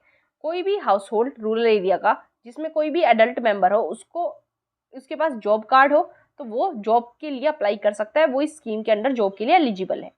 इस स्कीम में 100 डेज की गारंटेड एम्प्लॉयमेंट एक फाइनेंशियल ईयर में प्रोवाइड करवाई जाएगी एक अडल्ट मेंबर को, जो कि अनस्किल्ड मैनुअल वर्क करने के लिए वॉलंटियर है, तैयार है। इंडिया के हर डिस्ट्रिक्ट को कवर किया जाएगा, केवल उनको छोड़ा जाएगा जिनमें 100% अर्बन पॉपुलेशन है। मतलब आपको ध्यान रखना है, बहुत एक्सट्रीम स्टेटमेंट ये देखने में लग रही है, लेकिन ये स्टेटमेंट करेक्ट है कि सभी डिस्ट्रिक्ट्स को कवर किया जाएगा except the ones with 100% urban population. और एक ऐसा प्रोविजन भी इसमें है कि मतलब अगर कहीं किसी रूरल एरिया में ड्रॉट या नेचुरल कैलामिटी कोई आ जाती है, तो एडिशनल 50 डेज का अनस्किल्ड वेज एम्प्लॉयमेंट भी वहाँ प्रोवाइड करवाया जाएगा। मनरेगा का सेक्शन 3 का पार्ट 4 क्या कहता है, स्टेट जो है वो एडिशनल डेज प्रोवाइड करवाने के लिए प्रोविजन बना सकती है इस एक्ट को एक्सटेंड करना है तो, और ये काम स्टेट अपने खुद के फंड से करेगी। इश्यूज हैं कुछ मनरेगा के साथ। सबसे पहला इशू है लो वेज। मनरेगा जो करंट वेज रेट है वो 21 मेजर स्टेट्स में से एटलीस्ट 17 स्टेट्स में स्टेट मिनिमम वेज जो एग्रीकल्चर के लिए उससे भी कम है, और ये शॉर्टफॉल है, ये 2 से 33% की मिनिमम वेज की रेंज में आता है। NSSO 2017 का डाटा था, उसने ये शो किया कि एवरेज डेली वेज है जो एग्रीकल्चरल लेबरर्स की, वो मैन के लिए 264.05 रुपीज़ है और वीमेन के लिए 205 रुपीज़ है ऑलमोस्ट। और ये जो रिडिकुलसली लो वेज रेट है, इसकी वजह से जो वर्कर्स हैं उनका मनरेगा में काम करने का इंटरेस्ट खत्म होता है और कॉन्ट्रैक्टर्स और मिडल मैन के लिए यहाँ रास्ता बन जाता है। इनएडिक्वेट फाइनेंसिंग एक बहुत बड़ी प्रॉब्लम है इसमें, क्योंकि गवर्नमेंट के पास फंड्स कम है, स्टेट गवर्नमेंट इसी वजह से एम्प्लॉयमेंट डिमांड को मीट नहीं कर पाती है। पेमेंट में डिले होता है, ये भी बहुत बड़ी प्रॉब्लम है। स्टेट्स विद इन 50 डेज, जैसे कहा गया है मनरेगा एक्ट में कि सभी को 15 दिन के अंदर वेज डिसबर्स कर दी जानी चाहिए। स्टेट 15 दिन के अंदर सभी वर्कर्स को वेज डिसबर्स कर दे, ऐसा प्रोविजन मनरेगा में दिया गया है। लेकिन स्टेट फेल हो जाती हैं, और क्योंकि वर्कर्स को डिले के लिए भी पे नहीं किया जाता है, मतलब कंपनसेट नहीं किया जाता है। माना कि कई बार स्टेट डिले कर सकती है, लेकिन उसके लिए उनको कंपनसेशन भी नहीं दिया जाता। इसकी वजह से ये स्कीम जो है वो एक सप्लाई बेस्ड प्रोग्राम हो गया, मतलब डिमांड ड्राइवन प्रोग्राम था ये, इसको डिमांड ड्राइवन बनाया गया था, लेकिन जो इसके लूप होल्स हैं उसकी वजह से ये एक सप्लाई बेस्ड प्रोग्राम बन गया है, और इसी वजह से वर्कर्स का इसमें इंटरेस्ट खत्म होता जा रहा है। सुप्रीम कोर्ट ने 2016 में एक जजमेंट दी थी, जिसमें ये कहा था कि मनरेगा की जो भी पेंडिंग वेज पेमेंट्स है उनको एक मॉडर्न फॉर्म ऑफ बेगार माना। मतलब एक तरह से आप मतलब स्टेट की गलती है, स्टेट जो है वो कॉन्स्टिट्यूशनल ब्रीच कर रही है, कॉन्स्टिट्यूशन के प्रोविजंस को मान नहीं रही है, ऐसा सुप्रीम कोर्ट ने 2016 की जजमेंट में कहा था। और क्या लूप होल्स हैं in effective role of PRI, panchayati raj institutions, क्योंकि बहुत कम ऑटोनॉमी यहाँ दी जाती है, इसलिए ग्राम पंचायत इस एक्ट को इफेक्टिव वे में और एफिशिएंट मैनर में इम्प्लीमेंट नहीं कर पाती है। काफ़ी ज़्यादा इनकम्प्लीट वर्क यहाँ देखा जा सकता है, क्योंकि मनरेगा में काम को काफ़ी ज़्यादा डिले किया जाता है और प्रोजेक्ट का इंस्पेक्शन भी काफ़ी इरेगुलर तरीके से किया जाता है, इसलिए क्वालिटी पे भी इशू है और एसेट क्रिएशन में भी इशू आ जाता है। जॉब कार्ड्स का फैब्रिकेशन, ये भी एक बहुत बड़ा इशू है, क्योंकि जो जॉब कार्ड्स हैं काफ़ी ज़्यादा फेक है, उसमें फिक्टिशियस नेम इंक्लूड है, मिसिंग एंट्रीज पाई जाती हैं और एंट्री करने में भी डिलेज देखे जाते हैं। तो ये पूरा का पूरा मनरेगा का इशू था, पूरा का पूरा मनरेगा के बारे में बैकग्राउंड था, क्या इश्यूज हैं, क्या चैलेंजेस हमारे सामने हैं। अब प्रधानमंत्री कृषि सिंचाई योजना के बारे में पढ़ते हैं। प्रधानमंत्री कृषि सिंचाई योजना एक सेंट्रली स्पॉन्सर्ड स्कीम है जिसको 2015 में लॉन्च किया गया था। सेंटर और स्टेट का शेयर 75-25 के बेसिस पे रहेगा। नॉर्थ ईस्ट रीजन में 90-10 के बेसिस पे रहेगा। ऑब्जेक्टिव क्या थे इसके कि जो भी फील्ड लेवल पे इरिगेशन है उसमें इन्वेस्टमेंट जो भी की जानी है उनको कन्वर्ज करना, हर खेत को पानी पहुंचाना, मतलब जो भी कल्टीवेबल एरिया है वहां तक एश्योर्ड इरिगेशन प्रोवाइड करवाना, on farm water use efficiency को बढ़ाना जिससे कि वाटर का वेस्टेज कम हो पाए, और इरिगेशन के लिए प्रिसीजन मेथड्स को अडॉप्ट करना और अलग अलग वाटर सेविंग टेक्नोलॉजीज को अडॉप्ट करना जिसको नाम दिया गया मोर क्रॉप पर ड्रॉप, और जो भी एक्वीफर्स हैं इनको रिचार्ज करना, सस्टेनेबल वाटर कंजर्वेशन प्रैक्टिसेस को इंट्रोड्यूस करना, ये सभी काम बताए गए थे। और ये भी कहा गया था कि म्युनिसिपल बेस्ड वाटर जो होगा उसको रीयूज किया जाएगा ट्रीट करके, सो दैट उससे पेरी अर्बन एग्रीकल्चर किया जा सके। पेरी अर्बन एग्रीकल्चर क्या होता है मैं अभी आपको बताऊंगी। और इरिगेशन सिस्टम में ज़्यादा से ज़्यादा प्राइवेट इन्वेस्टमेंट को अट्रैक्ट करना, ये सभी इस स्कीम के एम थे। अब पेरी अर्बन एग्रीकल्चर क्या होता है? ऐसी फार्म यूनिट्स जो कि टाउन के पास हैं और उनमें सेमी या फिर फुली ऑपरेशनल फार्म्स देखे जाते हैं जहां वेजिटेबल ग्रो की जाती है या फिर अदर हॉर्टिकल्चर जैसे चिकन्स को रेज किया जाता है, कोई लाइव स्टॉक को रेज किया जाता है, मिल्क प्रोड्यूस किया जाता है, एग्स प्रोड्यूस किए जाते हैं, वो ऐसा एग्रीकल्चर सेटअप उसको पेरी अर्बन एग्रीकल्चर कहा जाता है। इसमें यही इंपॉर्टेंट था। नेक्स्ट आर्टिकल हमारे पास है द मीडिएशन बिल 2021। ये राज्यसभा में लास्ट ईयर इंट्रोड्यूस किया गया था, लेकिन इसमें कुछ प्रोविजंस है जिनके बारे में अभी भी डिस्प्यूट्स चल रहे हैं और बात करने की ज़रूरत है। तो हम पूरी स्टोरी देख लेते हैं, क्या है, क्या ये बिल कहता है, क्या इम्प्रूवमेंट इसमें करने की ज़रूरत है। मीडिएशन बिल 2021 में राज्यसभा में इंट्रोड्यूस किया गया था और पार्लियामेंट्री स्टैंडिंग कमेटी को ये टास्क दिया गया था कि वो इस बिल को रिव्यू करे। इस कमेटी ने राज्यसभा में फिर से अपनी रिपोर्ट दी जुलाई 13, 2022 में, और कमेटी ने रेकमेंड किया कि इस मीडिएशन बिल में कुछ सब्सटेंशियल चेंजेस करने की ज़रूरत है, जैसे कि मीडिएशन प्रोसेस जो है इसको इंस्टीट्यूशनलाइज करना और एक मीडिएशन काउंसिल ऑफ इंडिया को इस्टेब्लिश करना। ये 2 रेकमेंडेशन से मैंने दी है। और इंडिया में मीडिएशन को प्रमोट करने की क्यों ज़रूरत है? क्योंकि अभी तक इंडिया में कोई भी ऐसा अकेला लेजिस्लेशन नहीं है जो कि केवल और केवल मीडिएशन की बात करता हो। काफ़ी सारे अदर स्टैट्यूट्स ऐसे हैं जिनमें मीडिएशन प्रोविज़न है, लेकिन अकेले स्पेसिफिकली मीडिएशन के लिए कोई भी प्रोविज़न नहीं है। मीडिएशन की बात तो की जाती है अलग अलग प्रोविजंस में, जैसे कोड ऑफ सिविल प्रोसीजर 1908 वाला इसमें की जाती है, arbitration and conciliation act 1996, companies act 2013, commercial courts act 2015 और कंज्यूमर प्रोटेक्शन एक्ट 2019। इन सभी में मीडिएशन की बात की जाती है। जो mediation and conciliation project committee है सुप्रीम कोर्ट की, उसने मीडिएशन को एक इफेक्टिव वे बताया है कॉन्फ्लिक्ट रिजोल्यूशन के लिए, एक ट्राइड, टेस्टेड और इफेक्टिव वे, मतलब कारगर तरीका है ये। और इंडिया ने सिंगापुर कन्वेंशन और मीडिएशन को भी साइन कर रखा है, तो इसलिए हमारे डोमेस्टिक और इंटरनेशनल मीडिएशन में भी कोई एक लॉ इनेक्ट करने की ज़रूरत है, इनेक्ट करना अप्रोप्रिएट रहेगा। की फीचर्स क्या थे इस बिल के? इस बिल का एम था कि मीडिएशन प्रोसेस को प्रमोट, एंकरेज और फैसिलिटेट करना, स्पेशली इंस्टीट्यूशनल मीडिएशन को, सो दैट जो भी कमर्शियल डिस्प्यूट्स है उनको रिजॉल्व किया जा सके। और इस बिल में ये कहा गया था कि लिटिगेशन प्रोसेस से पहले मीडिएशन करना मैंडेटरी है। ये आपको ध्यान रखना है, लिटिगेशन से पहले मतलब कोर्ट अप्रोच करने से पहले मीडिएशन करना ज़रूरी था इस बिल के अकॉर्डिंग। तो सेम टाइम पे अगर कोई पर्सन अर्जेंट रिलीफ की बात करता है तो वो डायरेक्टली कोर्ट को अप्रोच कर सकता है या फिर कॉम्पिटेंट एडजुडिकेटरी फोरम को भी अप्रोच कर सकता है। लेकिन अगर अर्जेंट कोई मैटर नहीं है उस टाइम पे आपको मैंडेटरी मीडिएशन करना होगा। जो मीडिएशन प्रोसेस होगी वो कॉन्फिडेंशियल रहेगी और ये इम्यूनिटी प्रोवाइड करवाई जाएगी कि केवल सर्टेन केस ऐसे होंगे जहां इनका डिस्क्लोजर किया जाएगा, अदरवाइज इन केसेस का डिस्क्लोजर नहीं किया जाएगा।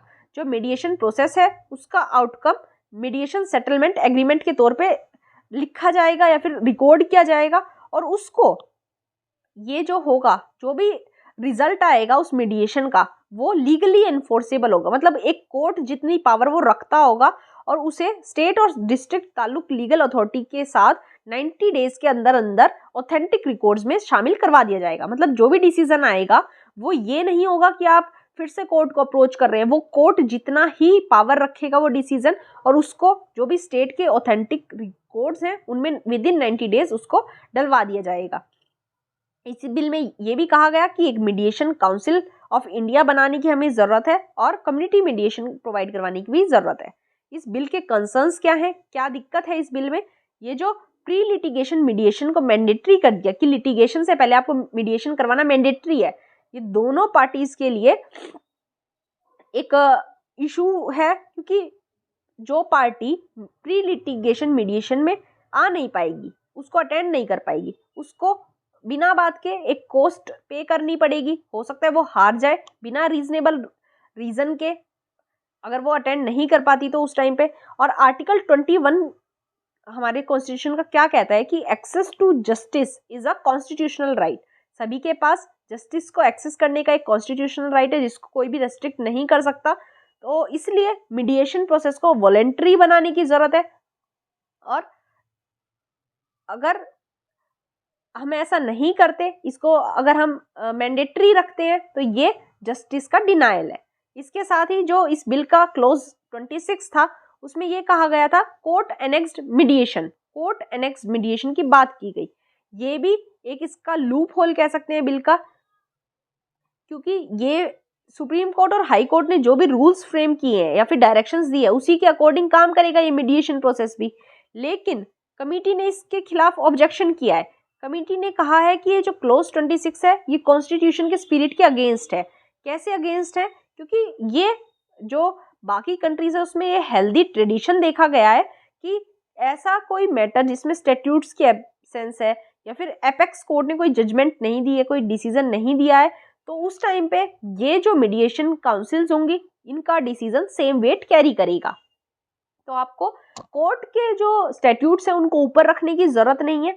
मीडिएशन कोर्ट और जो हमारे सुप्रीम कोर्ट है इन दोनों को सेम वेट देने की हमें जरूरत है, इसलिए क्लोज 26 को अनकॉन्स्टिट्यूशनल कहा गया। उसके बाद इस बिल में इंटरनेशनल मीडिएशन की बात नहीं की गई है, क्योंकि उस टाइम सिंगापुर कन्वेंशन को हमने साइन कर रखा है, लेकिन सिंगापुर कन्वेंशन जो है वो उन सेटलमेंट्स पे अप्लाई नहीं होता जिन पे ऑलरेडी जजमेंट्स आ चुकी हैं या डिक्रीज हो चुकी हैं। इसकी वजह से एक क्रॉस बॉर्डर मीडिएशन कंडक्ट करना हमारे काफ़ी सारे बेनिफिट्स हमारे हाथ से छूट जाएंगे, हम वर्ल्ड वाइड कुछ बेनिफिट्स मिस कर देंगे। अब नेक्स्ट क्या पॉसिबल वे आउट है इसके लिए? एक फास्टर रिजोल्यूशन डिस्प्यूट प्रोसेस बनानी है अगर हमें, तो हमें इस बिल को स्टेक होल्डर से बातचीत करके डिस्कस करके ही इम्प्लीमेंट करना होगा। जो इश्यूज है बिल के अगर उनको फिक्स नहीं किया गया तो हमारी जो एस्पिरेशन है एक इंटरनेशनल मीडिएशन हब बनने की और जिसकी हेल्प से हम इजीली बिजनेस ट्रांजैक्शन कर पाएं, वो क्रश हो जाएंगी। मतलब अभी तक स्टार्ट ही नहीं हुई, अभी तक हमने मीडिएशन को फॉर्मलाइज किया ही नहीं है, तो हमारी सारी एक्सपेक्टेशंस जो हैं वो इम्प्लीमेंट होने से पहले, स्टार्ट होने से पहले ही क्रश हो जाएंगी। इस आर्टिकल में यही इंपॉर्टेंट था। आई होप आपको पूरा आर्टिकल समझ आया होगा। नेक्स्ट आर्टिकल हमारे पास है इंडोनेशिया में फुटबॉल ग्राउंड में जो एक ट्रेजेडी हुई है उसके बारे में। ये इम्पॉर्टेंट है।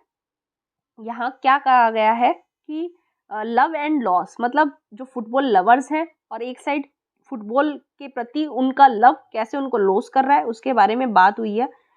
एक स्टेडियम है ईस्ट जावा इंडोनेशिया में, कंजुरुहान स्टेडियम, वहाँ एटलीस्ट 125 पीपल फुटबॉल गेम के बाद उनकी डेथ हो गई, किल हो गए।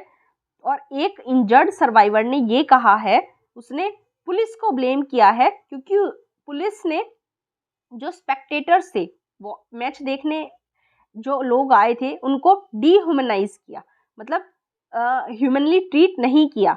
जब क्या हुआ कि गेम ख़त्म हुआ उसके बाद कुछ स्पेक्टेटर्स पिच पे आ गए और कुछ स्कफल्स में वो एंगेज हो गए, तो उस टाइम पुलिस ने ओवर रिएक्ट कर दिया और पुलिस ने टीयर गैस को यूज़ किया, जिसकी वजह से पिच पे जो फैंस थे वो इरिटेट होना स्टार्ट हो गए और भागने लगे गेट की तरफ।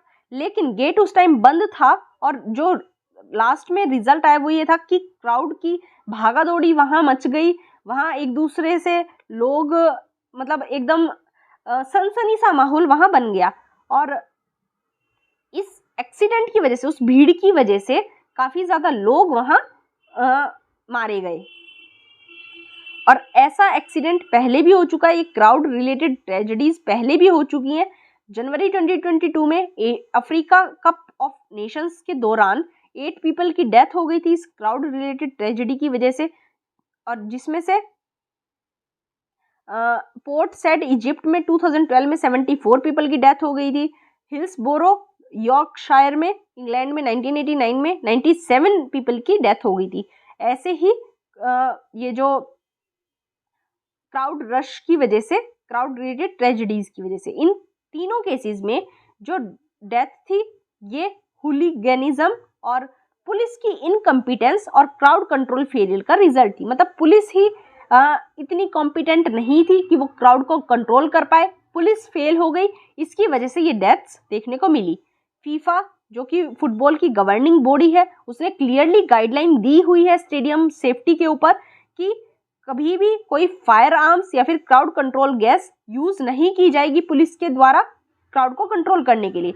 लेकिन पुलिस ने इस गाइडलाइन को नहीं माना। ये गाइडलाइन बिना रीजन के तो नहीं दी गई है, पुलिस ने इसको नहीं माना, और जो पुलिस ने एक्शन इस टाइम किया वो उसकी वजह से वायलेंस कंट्रोल के बाहर हो गया, रायट्स आ गए और पब्लिक सेफ्टी पे खतरा बन गया। जो स्टेडियम्स हैं वो रेगुलेटेड स्पेस है, क्लोज स्पेसिस है, तो वहाँ फायर आर्म्स या टीयर गैस का यूज करना क्राउड को कंट्रोल करने के लिए केवल चाओस को बढ़ाने वाली बात थी और पब्लिक सेफ्टी के लिए खतरा था। इसलिए Indonesian national commission on human rights ने ये प्लान किया है कि वो इस टीयर गैस के यूज जो पुलिस ने किया है उस पूरे केस को इन्वेस्टिगेट करेगी, और सिविल सोसाइटी ऑर्गेनाइजेशंस जो है वहाँ ऑर्गेनाइजर और पुलिस को ट्रायल के लिए बुलाएंगी। मतलब पूरे सभी से क्वेश्चन किया जाएगा, सभी को इंटेरोगेट किया जाएगा। और हमें पता है फुटबॉल अनक्वेश्चनेबली वर्ल्ड का मोस्ट पॉपुलर स्पेक्टेटर स्पोर्ट है, क्योंकि ये काफ़ी सिंपल है, स्किल्स पे काफ़ी ज़्यादा फोकस रहता है, टीम वर्क पे इसका फोकस रहता है। लेकिन जब ये स्पेक्टेटर का पैशन जो है वो उनके इमोशंस के अगेंस्ट हो जाए, मतलब क्या होता है कई बार हम किसी पर्टिकुलर प्लेयर को बहुत ज़्यादा पसंद करते हैं और उस प्लेयर का कोई कॉम्पिटिटर होता है तो उससे हम हेट्रेड करने लग जाते हैं, तो वहाँ जो वो हमारे इमोशंस निकल के आते हैं वो एक बहुत खराब इफेक्ट डाल सकते हैं। और अभी जो इंसिडेंट हुआ कंजुरुहान स्टेडियम में, जो ब्लेम है डेथ्स का वो पुलिस के ऊपर आया है पूरा, क्योंकि ओवर जीलियस क्राउड कंट्रोल था, वो पुलिस क्राउड को कंट्रोल नहीं कर पाई। और यहीं ये जो ऐसी ट्रेजेडीज है ये एक स्पोर्ट फैन को इंट्रोस्पेक्ट करने पे मजबूर कर देती है कि एक स्पेक्टेटर का रोल क्या होना चाहिए।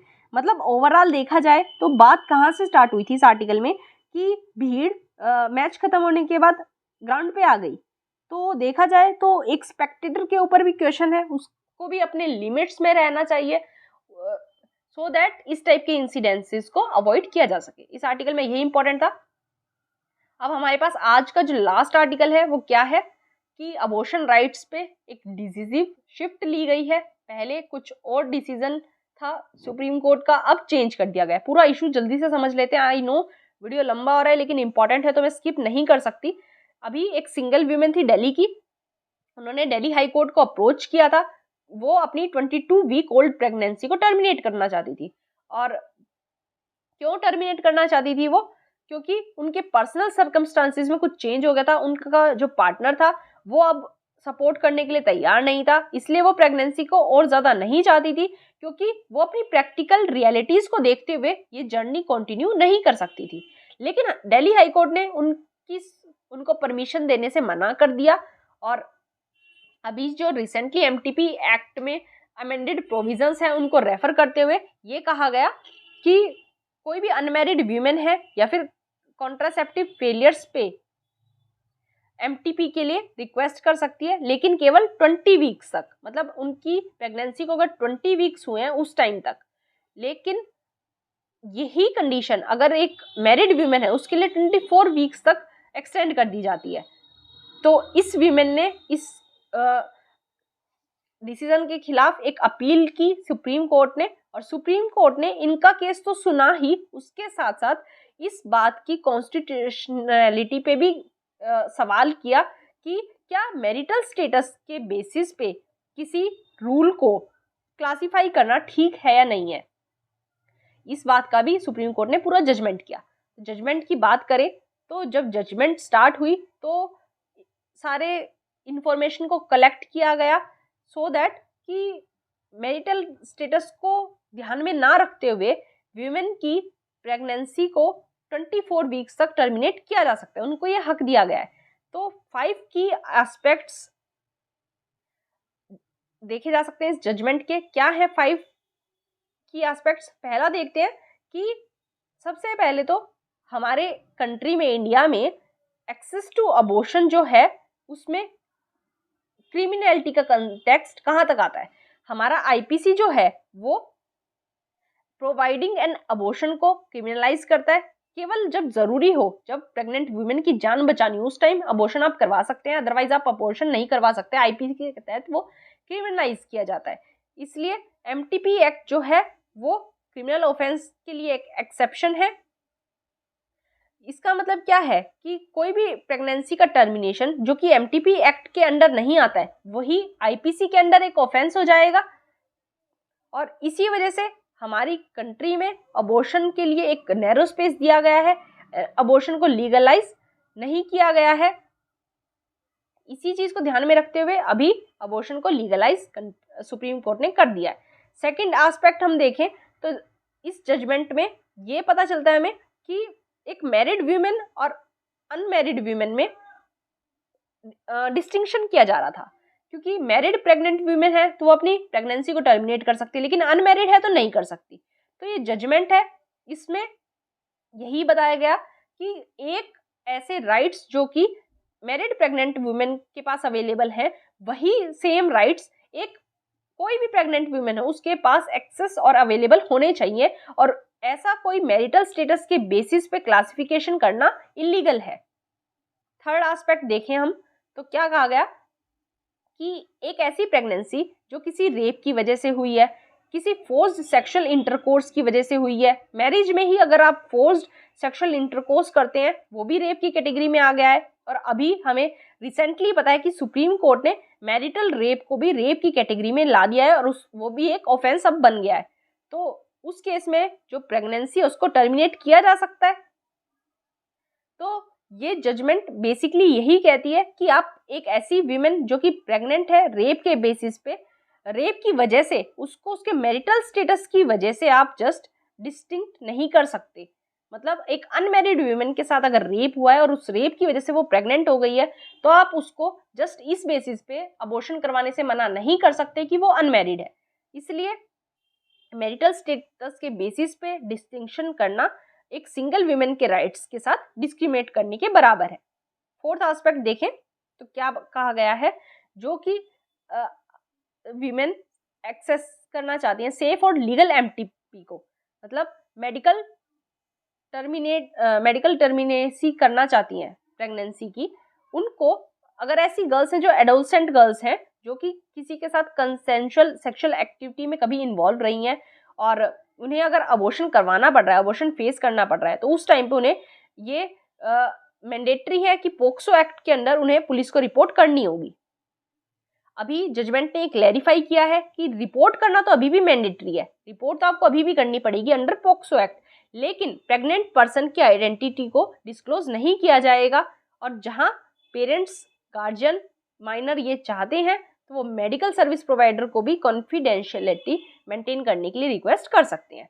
फिफ्थ एस्पेक्ट की बात करें तो अभी जो लॉ था करंट फॉर्म में वो नॉन इंक्लूसिव था, और ये टर्मिनोलॉजी जो यूज की जा रही थी वो एक्सक्लूजनरी थी। मतलब इसमें एक्स्ट्रा लीगल रिक्वायरमेंट्स की बात की गई थी मेडिकल प्रैक्टिशनर्स के, जो कि एमटीपी सर्विस प्रोवाइड करवाते थे, इसलिए अब इसको भी चेंज कर दिया गया है। तो राइट्स की ओवरऑल बात की जाए तो कोर्ट ने अपनी काफ़ी सारी रूलिंग्स के ऊपर एक रिलायंस दिया है, जिसकी वजह से राइट टू डिग्निटी एक तरह से होल्ड कर दिया गया है, राइट टू डिग्निटी प्रोवाइड करवा दिया गया है। और इस कोर्ट के जजमेंट की वजह से हमारा जो इंटरनेशनल कमिटमेंट है, ऑब्लिगेशंस है जो इंडिया के, वो भी हो पाएंगे फुलफिल। उसके साथ साथ एक सेफ और लीगल एक्सेस भी हम सेक्सुअल और रिप्रोडक्टिव हेल्थ को दे पाएंगे, जिसमें वीमेन के पास सारे राइट्स होंगे इंक्लूडिंग अबॉर्शन राइट। इसलिए ये जजमेंट जो है वो एक रे ऑफ होप है वीमेन्स के लिए। और हर एक राइट का पर्सन है वो प्रेग्नेंट अपने डिसीजन पे हो, अगर वो चाहती है कि वो बिना किसी थर्ड पार्टी ऑथराइजेशन के लिए जो भी उसके लिए बेस्ट है वो खुद अपना डिसीजन ले सकती है, और उसे केवल मेडिकल एडवाइस के द्वारा सपोर्ट किया जाएगा। मतलब कोई भी प्रेग्नेंट वीमेन अपना फ्यूचर खुद डिसाइड कर सकती है, क्या उसे वो प्रेगनेंसी चाहिए नहीं चाहिए, उसमें मेडिकल एडवाइस उसे दी जाएगी। कोई थर्ड पार्टी ऑथोराइजेशन की उसे ज़रूरत नहीं होगी। इसमें पूरा आर्टिकल यही था। आई होप आपको समझ आया होगा, बहुत इंपॉर्टेंट है ये। अब आज का जो क्वेश्चन था वो डिस्कस कर लेते हैं हम। उसका आंसर क्या होगा हमारे क्वेश्चन का? इन India which one of the following is responsible for maintaining price stability by controlling inflation? कौन हमारे कंट्री में प्राइस को स्टेबल करता है, इन्फ्लेशन को कौन कंट्रोल करता है? वो करती है आरबीआई। आरबीआई हमें पता है ओपन मार्केट ऑपरेशंस के द्वारा प्राइस स्टेबिलिटी बनाए रखती है, इन्फ्लेशन को कंट्रोल करती है, गवर्नमेंट सिक्योरिटीज परचेज करती है या फिर सेल करती है अकॉर्डिंग टू इन्फ्लेशन स्टेटस। तो इसका आंसर हो गया डी। तो आई होप आपको लेक्चर समझ में आया होगा, हेल्पफुल लगा होगा। अगर सच में लेक्चर हेल्पफुल लगता है तो प्लीज वीडियो को लाइक जरूर करें, मेरे चैनल को सब्सक्राइब कर दें और वीडियो को ज्यादा से ज्यादा शेयर करें। Thank you so much.